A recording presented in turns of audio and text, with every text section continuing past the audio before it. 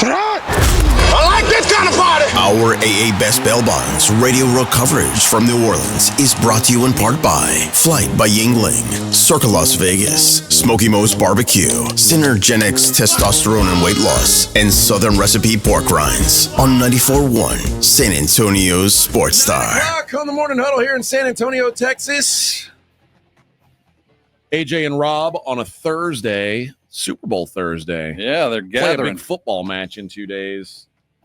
And Rob, the big concern for us is what are we going to eat on Super Bowl Sunday? We've already been discussing what we're going to eat. Planning our menu. On Super Bowl Sunday.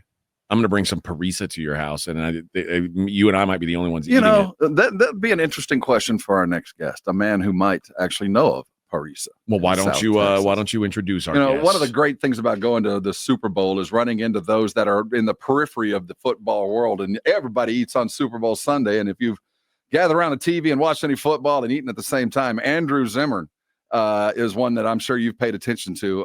Always a pleasure to run into him. Sadly, I'm not in New Orleans with him, but he is with us sitting at our table there in New Orleans. Morning, Mr. Zimmern. How are you today? Mr. Zimmern was my father. I thought the three of us were friends. I thought so too. And I consider you a friend, and sadly, we don't get to 100%. cross paths this year, but it's always a pleasure to run into my Patronus, the man who cooks the way I dream, Andrew Zimmern. Well, it's great. It's great to be with you. I saw the basketball game last night. I thought it was going to mean, I didn't think Atlanta would make it a game at one point, but yeah. That's the thing about the Spurs is that the Spurs will make games that shouldn't be games a game in the fourth quarter. They find a way to do that. Are you a Timberwolves fan, Andrew? Massive. One of the I co-own a company with my business partner called KZ Provisioning, and we're a B2B catering company. We feed sports teams, and Timberwolves are our clients. The Minnesota Wild, the Lynx, USA Junior Hockey. We do some stuff on the college level, and we're expanding into other cities. So, yeah, we've been working with the Wolves for like 7 years, and I'm a massive Wolves fan. And, I mean, look, we have Anthony Edwards in our hometown. I mean, it's what's more fun to watch than that. Well, having Wemby is what's more fun. That's the We'll see. We'll see. We'll see. I love watching him play. And when I think, he's just going to keep getting better and better. I mean, look at the stats that he's putting down. But in terms of dominating games, I think that comes next year. And San Antonio is going to be, they just put the right things around him. He is a game altering force. Andrew, I didn't give you the proper introduction. For those that you see him, everybody is familiar with Andrew Zimmern's face. You're a four-time James Beard Award-winning TV personality, chef, writer. You made your bones on the bizarre foods, but really what I have always considered you as an every guy's chef. You cook food the way that I want to eat it. There's nothing frilly. There's nothing fancy. The flavors are brought and elevated. And what I've been watching you do now is cooking some South Texas food, at least some wild game in South Texas. And Andrew, where are you filming this? We hunted actually for, it's funny how one's career evolves. Networks have been pursuing me to do a dump and stir chef standing in front of a cutting board show for 25 years. And I kept saying no. And 3 or 4 years ago, Outdoor Channel approached me and I said yes right away. And my agent said, "Why did you say yes right away?" And I said, "Well, because they're letting me do a live fire cooking show featuring wild game." And I now have 2 shows. They're on Tastemade, A&E, and Outdoor Channel, because the way the television world works, you can, move into several windows. They're, the different seasons are airing at different times on all 3 networks. There's a new season of Wild Game Kitchen on Tastemade right now, just premiered Monday night. And Field to Fire is my other show, where we actually went down to South Texas because I can be based an hour out of San Antonio. We shot ducks in the morning. We fished gar in the afternoon. And before sundown, I took a massive nilgai bull down there. And so we just had an absolute blast, and no pun intended. And I spend a lot of time in Texas. Well, you do. What can I say? Tracking a Neal guy, for those who have never done that had to Very have been tricky. an aspirational goal, man. Those are hard to get. We spent 3 days tracking this one herd, and they're very skittish. And my guide said to me, you can turn a corner and see one and be done in 15 minutes, or you can spend a week tracking a herd. And we spent 3 days tracking them, and it literally sundown of day 3. And, when the sun sets, safeties go on. You can't hunt. There's no night hunting, right? And so we looked at the clock, and we had like 3 minutes.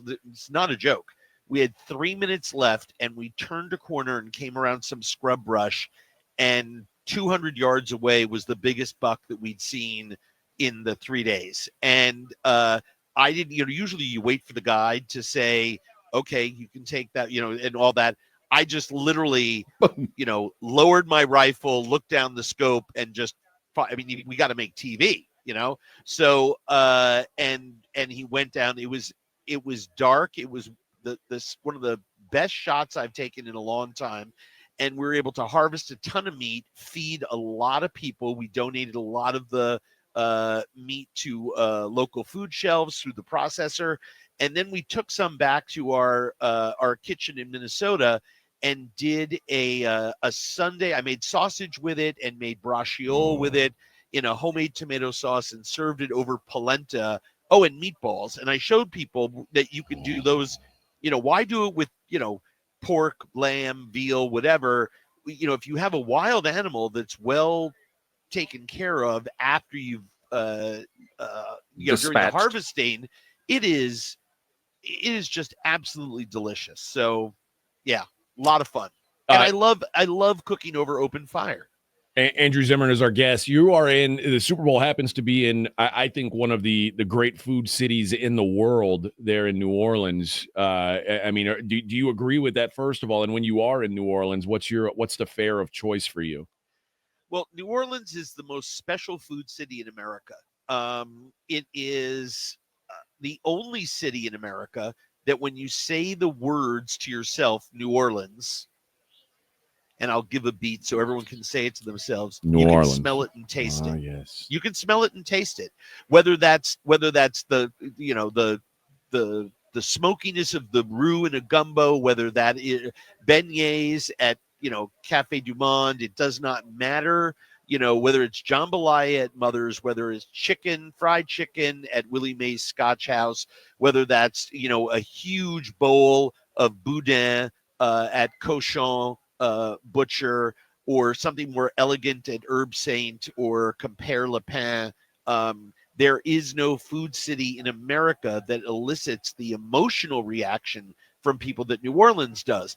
And that is because the roots of real American historical cooking are most evident in this city.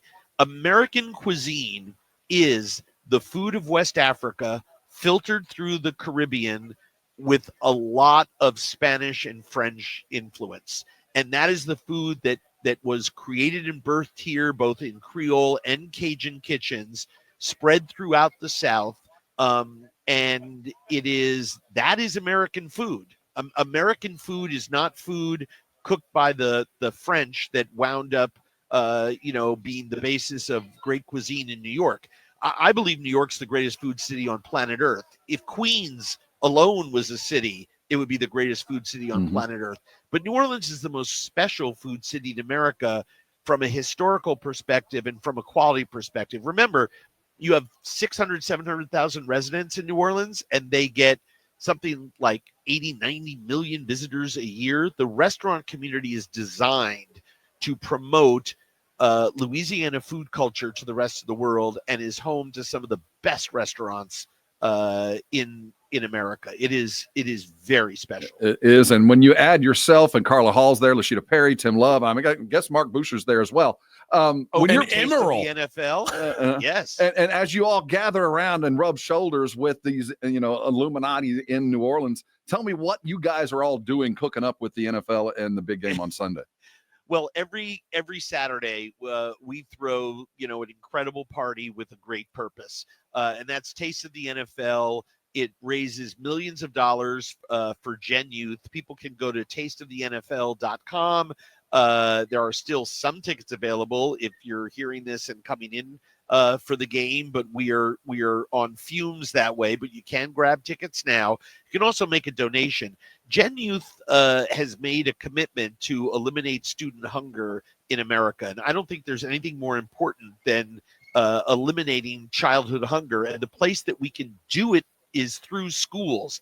And that doesn't mean school lunch. That means schools as places to teach nutrition, as drop-off points for food during the summer. We have the infrastructure through the school system in America to teach young people about nutrition, about physical wellness and exercise. We can get them engaged in programs where they're learning to cook. We can feed them when they're hungry, and we can do it 12 months a year. There is a dollar figure established against which we would statistically eliminate childhood hunger in America. And it is a national tragedy. It is, in my view, genocidal, and I know that's a very strong word, that we have hungry children in America, but that's simply because if you have the solution and you know that children are dying of hunger in your country and you're not doing anything about it, by its very definition, that's genocidal. I don't think, I ask people this all the time. Raise your hand if you're for childhood hunger, and no one is for it. But yet, the $17 billion a year, which is a rounding error on the federal annual budget, 0.0027 of our federal budget. I've done the math. We can statistically eliminate childhood hunger. Until that time, we have to do it on our own, and we do that at Taste of the NFL. 80 some odd Hall of Famers, current players, legends, all gathered together with some of the best chefs in New Orleans, and 5 or 6 of us that come from outside New Orleans every year to co-host this thing. And we raise a lot of money for Gen Youth and all of their programs, along with some fantastic corporate partners and sponsors. And I'm so proud to be aligned in the fight against children's hunger, and to do it at an NFL-approved charitable endeavor like this and be a part of Super Bowls. I've been a part of them since, almost 32 years now. It's really quite something. Well, let's do a quick dump and stir. I've got some defrosted venison. I'm going to do something interesting and unique for the big game on Sunday. What would you recommend I do? What were you thinking? Well, when you just said the braciole, I thought that might be an interesting idea, but that might be above my pay grade. What cut? No, not at all. It's very simple. But what cut of venison do you have? I'll probably pull a tenderloin out. Well, when I have a luxury cut, I cut them into medallions. I season them with salt and pepper, about a ½ inch thick. And I sear them medium rare, and I put them on little Hawaiian buns with caramelized onions and mushrooms and a little smear of whatever sort of chutney that you happen to have on hand. You can make one easily by combining a jam or jelly with a little bit of hot chili, minced shallot, and some vinegar, just to give it some balance, some contrast. Smear that on the top bun, and to me, that's the best way to eat a luxury cut. When I'm doing things like braciole, I pound out slices that I take from the top round or bottom round. Shoulders and necks, I roast and pull the meat and use that for, chilies and braises and pozoles and things like that. But I want to taste that beautiful venison tenderloin or backstrap, whatever you have. And so medallions and little sandwiches, and just put enough other stuff on there to bring out that gorgeous flavor of the animal, and don't do anything more to it. There you have it. Oh, my mouth is I'm all hungry. watery. Yeah, and that's fancy. Like my house, if we had backstrap, it was just deep fried. Oh, but now, it's funny that you said that, because Chicken fried. The second, and the way that I just prepared venison in my house was I did, I cut pieces of the leg, backstrapped. I had a whole big mix bag, 3 or 4 pounds, cut them all into fingers, buttermilk, 2-3 hours, typical flour dredge, same thing you do with chicken, and do that. You just have to be careful not to cook it past medium rare. It should still be pink when you bite into it. And that, to me, is that's dynamite. And I just dip that into 50% apricot preserves mixed with 50% Chinese hot mustard. There is nothing better. And recipes for all this are on my website at andrewzimmern.com. I'm looking at you. You described growing up at your grandmother's oven. You just described my grandmother cooking. It's the best. She used the Chinese mustard. Well, not the Chinese mustard. We thing. didn't have that, but we had the deep the chicken fried venison. Oh, We yeah. had that on a regular. You have to. Fried food gets such a bad knock in this. And look, don't eat it every day. It's not great for you. But if you eat fried food and you do it the right way, and your batter is cold and your oil is hot, the oil transfer is minimal. You get more oil eating Caesar salad dressing at a local restaurant on your salad than you do on your portion of venison if you fry it correctly. There's a lot of mythology around fried food that irritates me. I agree. When I don't die, like people who knock it. When I die, I want to die with fried food in my belly, not a bunch of salad. And on my tombstone, I want it to say, "You keep your batter cold and your oil hot." There you go. That is Andrew Zimmern. We appreciate the time, sir, and hopefully we'll do this again next year. Andrew, always a pleasure. Take care of yourself. Every year, tasteofthenfl.com. See you all there. Thank you.